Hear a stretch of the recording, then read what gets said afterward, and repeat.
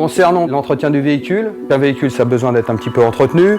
Si vous roulez donc pas beaucoup, il faudra penser à le réviser au moins une fois par an. Sinon, suivant l'utilisation, si vous roulez beaucoup plus, on se reportera au carnet d'entretien qui est fourni par le constructeur avec chaque véhicule, où vous avez différentes périodicités d'entretien qui sont importantes à respecter. Alors les freins c'est très important, ça va vous permettre de vous arrêter donc correctement, aussi bien un feu rouge tranquillement qu'en cas de, je dirais, petit souci sur la route, freinage d'urgence ou quoi que ce soit. Donc un frein, en général, vous en avez toujours un à l'avant, d'accord, et un à l'arrière. Sur ce véhicule-là, disque et plaquettes, c'est facile à contrôler.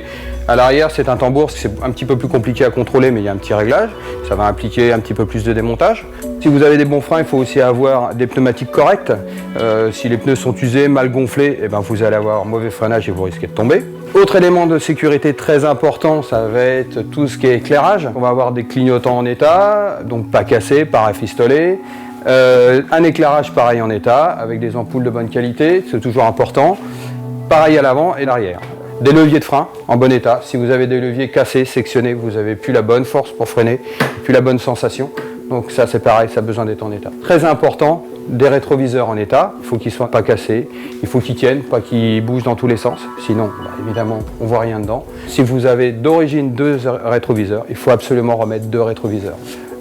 Un klaxon, ça c'est pas pour faire joujou, c'est simplement en cas de danger pour avertir que vous arrivez. Ça fait partie des petites choses importantes qui doivent être en état. Aujourd'hui, le débridage est absolument interdit, je dirais, en France. Toutes les modifications que vous pouvez apporter sur votre véhicule qui modifient les performances du véhicule sont interdites. Un véhicule, un 50 cm3, ça roule à 45 km/h. Désolé, c'est la loi, voilà, il faut la respecter. Si aujourd'hui vous débridez votre véhicule certes va aller un petit peu plus vite, pas forcément beaucoup plus, mais va aller un petit peu plus vite, mais il faut savoir que derrière, vos organes de sécurité ne seront pas forcément efficaces à ces vitesses supérieures. Vos freins ne seront peut-être pas forcément adaptés, vos pneus pas forcément adaptés, et surtout la structure générale du véhicule ne sera pas forcément adaptée à ces vitesses supérieures.